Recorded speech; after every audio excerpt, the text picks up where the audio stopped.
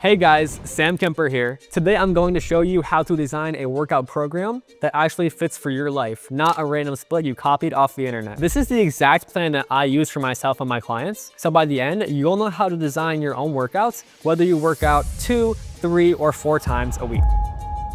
Before you pick exercises, ask yourself these 3 questions. Question 1. How many days per week can you realistically train? Not your best week, your normal week, because the best program is the one that you can actually repeat. Question 2, what is your current training level? If you're new, you need fewer moving parts. But if you're more experienced, then you can handle more volume and more specific exercises. Question 3, what are your goals and what do you need? Most people only train what they like, but the best results come from balancing 3 things: what you like, or your strengths, what you need, or your weaknesses, and what you want to get better at, with the actual training focus. So for example, you might like lifting, you might need cardio and mobility, and maybe you want to get better at running, sports, or being more athletic. Your plan should include all 3, even if one is smaller. Here's the rule. Strength is your base, cardio keeps you fit and healthy, mobility keeps you moving well and training pain-free. Now let's build your week based on your available days. If you train 2 days per week, do full body both days. You hit every major movement each session: a squat compound, a hinge compound, a push, a pull,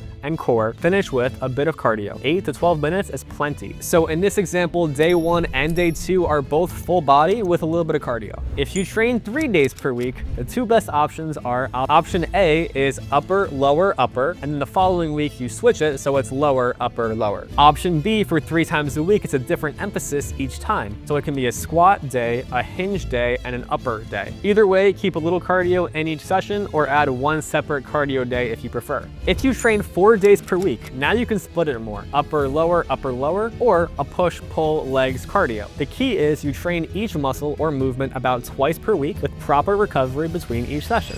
The biggest mistake is people go all in on strength and ignore cardio and mobility. Then they feel stiff, tired, and progress stalls. So here's my easy rule. Every week you need 2 to 4 strength sessions, 2 cardio sessions, and daily mobility. Even 5 minutes. A little mobility routine will go a long way, especially on your lift. That's it. Simple and repeatable. Pick movement patterns first, then the exercises. Your squat, hinge, push, pull, core, balance. Pick the exercises for these movement patterns, then choose the variations you can do pain-free and progress. Don't do 10 exercises for one muscle.